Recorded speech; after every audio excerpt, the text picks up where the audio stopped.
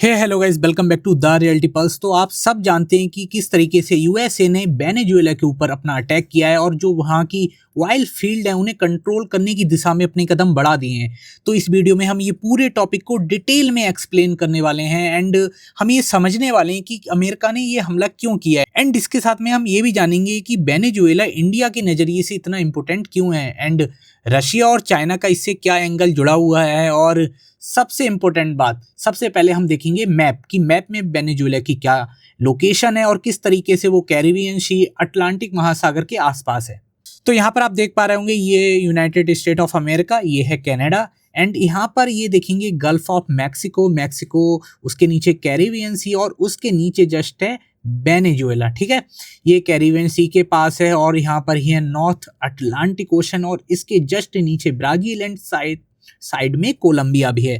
तो इसके बारे में कुछ बहुत ही इंपॉर्टेंट फैक्ट पर भी ध्यान देते हैं। तो देखिए, आइए देखिए, दक्षिण अमेरिका के जो उत्तरी तट पर स्थित है ये देश, ध्यान रखिएगा, ये दक्षिण अमेरिका है पूरा, ये नॉर्थ अमेरिका है तो इसके ये उत्तरी तट हुआ। ठीक है, ये कैरिबियन सागर में कई छोटे द्वीपों और टापुओं के साथ है। यहाँ पर आप देखेंगे ना तो त्रिनाडा एंड टोबैगो और भी कई छोटे छोटे यहाँ पे द्वीप हैं, ये इनके साथ इसकी मतलब एक तरीके से आसपास अगर हम पानी पर ध्यान ना दें, एक मोटा मोटा देखें तो बाउंड्री शेयर होती है।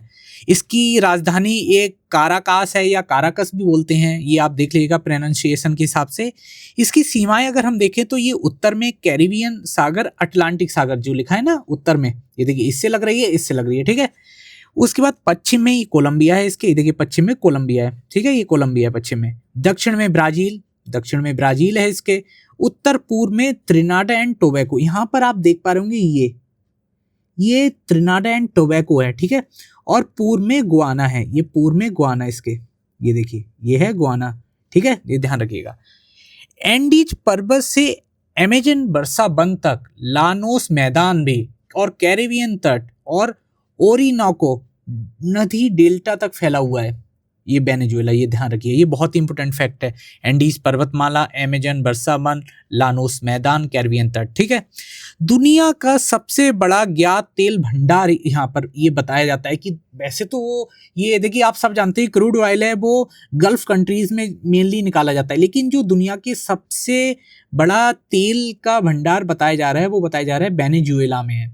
और यही कारण है कि इनडायरेक्टली यूएसए इसी ऑयल फील्ड को कंट्रोल करने के लिए यहाँ के शासन को चेंज करेगा, रिजीम चेंज करेगा। रिजीम चेंज ऐसी करेगा कि उसके जो हेल्प कर सके रिजीम, उसको तेल बहुत आसानी से प्रोवाइड करा सके और गल्फ कंट्रीज पर यूनाइटेड स्टेट ऑफ अमेरिका का जो डिपेंडेंसी है वो कम हो सके, इसलिए उसने यहाँ पर ये अटैक किया है। तो आइए बिना किसी देरी के इस खबर को बहुत ही डिटेल में समझते हैं। तो देखिए 3 जनवरी को 2026 में क्या होता है, जैसे ही साल की शुरुआत होती है अमेरिका अपनी हरकतें दिखाना शुरू कर देता है।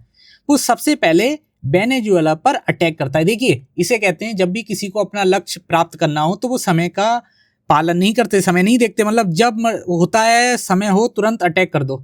मतलब आप भी अपनी पढ़ाई पर इसी तरीके से कर सकते हो, ये नहीं कि ये खास दिन आएगा। उसने क्या किया यूएसए ने, जो राजधानी है मतलब काराकास है वेनेजुएला की राजधानी है जो ये, उसके आसपास के क्षेत्रों में धमाके और हवाई गतिविधियां करी है, मतलब एयर स्ट्राइक करी है एक तरीके से, ये समझ लीजिए, समझ पा रहे हो आप, एयर स्ट्राइक करी हुई है। और यहाँ की जो रिजीम के मेन हेड हैं उन्हें बोलते हैं मादुरो गवर्नमेंट है ने इसे संप्रभुता पर हमला कहा है, यानी कि अपनी सोवरेनिटी पर अटैक बोला है और राष्ट्रीय आपातकाल घोषित कर दिया है वेनेजुएला ने अपने देश में, तथा नागरिकों को घर में रहने की चेतावनी दी है। देखिए मैं समझ रहा हूँ ये बात इतनी इंपॉर्टेंट नहीं है, मेन आप जानना चाह रहे होंगे, लेकिन एक मोटा मोटा आपको एक आइडिया हो जाए कि क्या घटना घटित हुई है। ठीक है, तीसरा पॉइंट कहता है कि अमेरिका ने मादुरो और उनकी पत्नी को गिरफ्तार कर देश से बाहर ले जाने की बात कही है, जिससे शासन परिवर्तन का इरादा साफ है, यानी कि रिजीम चेंज का इरादा। उन्हें एक तरीके से हो सकता है मार दिया हो सकता है किडनैप करके यूएसए ले गए हो, मतलब जो भी हरकतें हो सकती हैं वो हरकतें उन्होंने दिखाई होंगी। तो आइए अब ये समझने की कोशिश करते हैं कि जो हमारे ये डोनाल्ड ट्रंप साहब हैं ये किस तरीके से अपने प्लान को, जो इनका प्लान होता है उसे किस तरीके से ये फुलफिल करते हैं, बिना किसी मतलब तरीके के आइडियाज से करते हैं, मतलब डायरेक्ट अटैक नहीं करते हैं। जैसे अमेरिका ने बोला है रिजीम चेंज करने से पहले कि हमले इसकी अपनी राष्ट्रीय सुरक्षा और मादक पदार्थ विरोधी अभियान बताया इसे, रिजीम चेंज करने को। लेकिन यह लैटिन अमेरिकी प्रभुत्व बनाए रखने का प्रयास है। एक तरीके से यूएसए ने यह भी बताया है कि यहाँ पर जो ये छोटे छोटे देश हैं ना, ये वाले आप समझ पा रहे, ये कैरिबियन सी है, ये यूएसए है, ये मैक्सिको है नीचे, तो यहाँ पर ये जो लैटिन अमेरिका देश हैं, ये हमेशा इस चीज का ध्यान रखे कि अमेरिका ही इनका पिता है, फादर ऑफ वर्ल्ड है, मतलब इनका एक तरीके से ये घोषित करना चाह रहा है अमेरिका।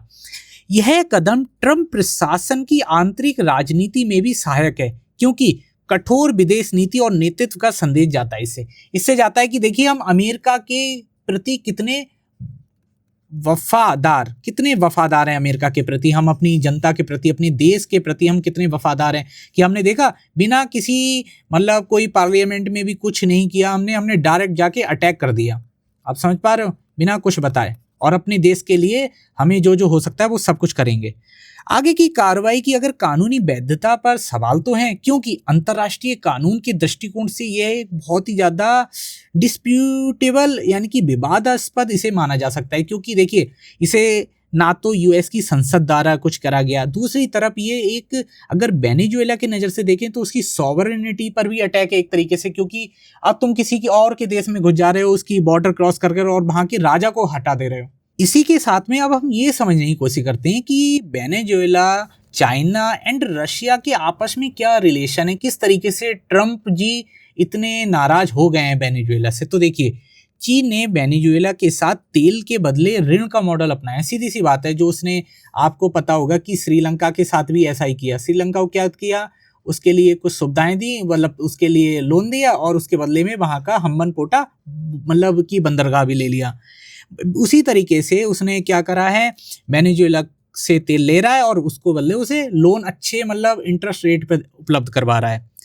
दूसरी तरफ रशिया क्या कर रहा है, रशिया ने अपनी सैन्य और तकनीकी मदद दी है, जिसमें लड़ाकू विमान हो गए, फाइटर जेट हो गए और प्रशिक्षण शामिल है। आप समझ पा रहे हो कि रशिया कह रहा है भैया कि युद्ध स्तर पर हम आपकी मदद करेंगे, चाइना कह रहा है पैसे में हम करेंगे, तो ट्रंप जी कह रहे हैं कि यार फिर हमारा तो दबदबा कम हो जाएगा, सीधी सी बात है, तो इसलिए अटैक किया गया है। अब दोनों देश मिलकर वेनेजुएला को पश्चिमी प्रतिबंधों से बचा रहे हैं। सबसे इंपॉर्टेंट बात तो ये है कि मतलब वेस्टर्न का मतलब हो गया यूरोप और अमेरिका, जो भी प्रतिबंध लगा रहे हैं तो उनका सामना वेनेजुएला किसकी वजह से कर पा रहे हैं, एक चाइना की वजह से कर पा रहे हैं, एक रशिया की वजह से। तो आप समझ पा रहे होंगे कि ये अटैक एक नॉर्मल बात नहीं है कि मादक पदार्थों की तस्करी के लिए अटैक किया गया। आप समझ पा रहे हैं इसका बहुत ही डिटेल में जियोपॉलिटिकल इसका एक मकसद है ट्रंप के लिए। देखिए अभी अगर तुरंत की बात करें तो यूएसए ने मादुरो सरकार पर मादक पदार्थ तस्करी और भ्रष्टाचार के आरोप लगाए हैं। अगर भाई चलो किसी भी देश में भ्रष्टाचार चल रहा है तो तुम्हें क्या मतलब है उस देश से, एक फर्जी तरीका नहीं लग रहा है कि कुछ बोल दिया और बात कुछ हो गई। वेनेजुएला के जो तेल संसाधनों पर नियंत्रण की लालसा भी मुख्य कारण रही है, जो मैं आपको मेन बता रहा हूँ।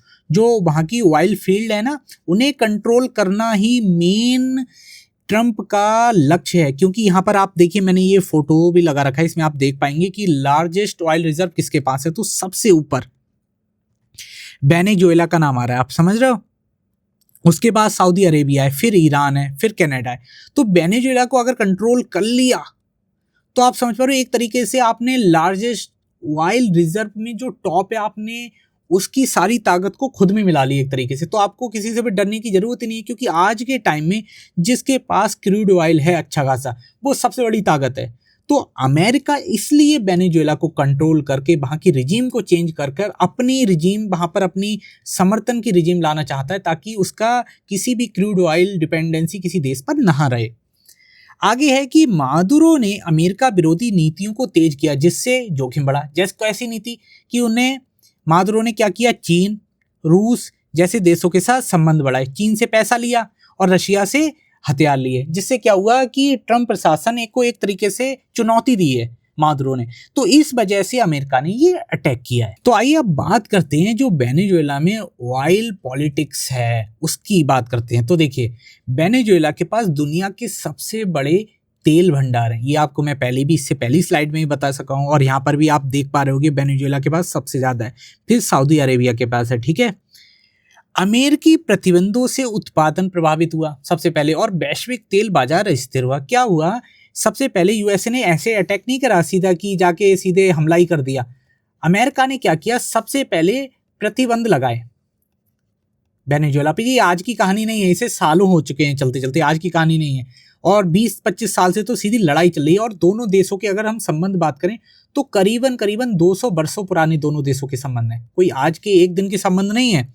इसके बाद क्या हुआ कि मादुरो ने कहा कि अमेरिका का उद्देश्य तेल पर नियंत्रण हासिल करना भी है। ये देखिए, जो मैं आपको बता रहा हूँ वो मादुरो ने बहुत पहले ये बात कह दी है कि अमेरिका ऐसा क्यों करना चाहता है। वो चाहता है कि क्रूड ऑयल फील्ड है, जो ऑयल फील्ड है उन पर वो कंट्रोल कर सके, जिससे क्या हो, वो महंगे दामों में भारत जैसे देशों को तेल बेच सके, जिससे क्या होगा, भारत को कंट्रोल करा जा सकेगा। क्योंकि भारत आज बहुत अच्छे रुपए पे, बहुत अच्छे पैसों पर रशिया से तेल खरीदता है, जो अमेरिका के लिए कितना चिंता का विषय आप यहीं पर समझ सकते हैं। और देखिए, इसी के साथ में जो वेनेजुएला का रशिया चाइना के साथ जो गठबंधन है वो अमेरिका के प्रभुत्व के खिलाफ एक संदेश देता है। मतलब अमेरिका को एक तरीके से चुनौती दे रहा है उसके डोमिनेंस को, कि भैया तुम कुछ भी कर लो, हमें घंटा फर्क नहीं पड़ता, हम रशिया के साथ समझौते करेंगे, हम चीन के साथ समझौते करेंगे, है ना।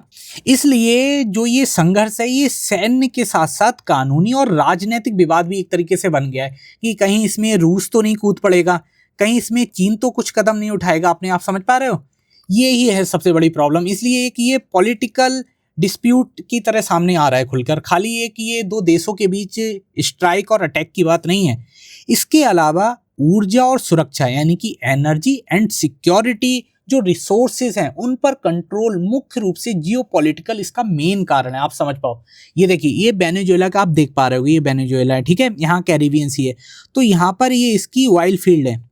ये देखिए, ये अब देख पा रहे हो कितनी ऑयल फील्ड है, और ये बराबर में गुआना है। तो अगर यहाँ पर यूएसए अपनी मन पसंदीदा रिजीम को ला देता है तो इस सारी ऑयल फील्ड पे एक तरीके से इनडायरेक्टली यूएसए का कंट्रोल होगा। अब समझ पा रहे हो, इसलिए यूएसए ने ये कदम उठाया है। अब साथ में हम ये भी देख सकते हैं कि फ्यूचर में क्या घटना घटित हो सकती है, एंड इंडिया का इस सब पर क्या पर्सपेक्टिव है उसको भी देखना काफी जरूरी हो जाता है। तो देखिए, भारत जो है वो वेनेजुएला से तेल और क्रिटिकली मिनरल आयात करता है एक तरीके से, मतलब समझौता हुआ है दोनों देशों में। और इसी के साथ में वेनेजुएला में जो हमारी है गवर्नमेंट कंपनी ONGC, ये वहां पर अभी माइनिंग कर रही है क्रिटिकल मिनरल की, समझ पा रहे हो आप, क्रूड ऑयल की माइनिंग कर रही है। तो भारत वेनेजुएला के बीच संबंध खाली तेल के नहीं है, क्रिटिकली मिनरल के भी संबंध है। इसलिए अस्थिरता ऊर्जा सुरक्षा को प्रभावित कर सकती है। भारत की जो ये अनस्टेबिलिटी है, ये भारत की जो एनर्जी सिक्योरिटी है उस पर भी इफेक्ट डाल सकती है, वो भी निगेटिव इफेक्ट डाल सकती है। एंड भारत, आप सब जानते हैं, हमेशा से शांतिपूर्ण समाधान का पक्ष करता है। कभी कभी पाकिस्तान को पेल देता है, पर महत्वपूर्ण अधिकतर समय वो शांतिपूर्ण समाधान पर ही अपना बल देता है और सैन्य हस्तक्षेप की आलोचना खुलकर करता है। इसके अलावा अगर हम देखें फ्यूचर में क्या हो सकता है, तो देखिए, अगर ये संघर्ष बढ़ता है, इसमें और देश भी कूदते हैं, रशिया चाइना जैसे, तो जो लैटिन अमेरिकी क्षेत्र है पूरा ना, उसमें अस्थिरता यानी कि अनस्टेबिलिटी और शरणार्थी संकट लगातार बढ़ेगा, जो मुख्य रूप से यूरोप में सामने आता है। यूरोप में और जो उत्तरी अफ्रीका महाद्वीप है वहां पर जो सामने आता है। तो आई होप आप ये सारे पर्सपेक्टिव समझ पाए होगे, इस खबर से जुड़े हुए आप बहुत अच्छे से समझ पाए होगे कि क्यों यूएसए ने ये अटैक किया और भारत का इसमें, चाइना का इसमें एंड रशिया का इसमें क्या रोल है। तो आई होप आपको वीडियो अगर अच्छी लगी हो तो इसे लाइक कीजिए, चैनल को सब्सक्राइब कीजिए। मिलते हैं नेक्स्ट वीडियो में, तब तक के लिए नमस्कार।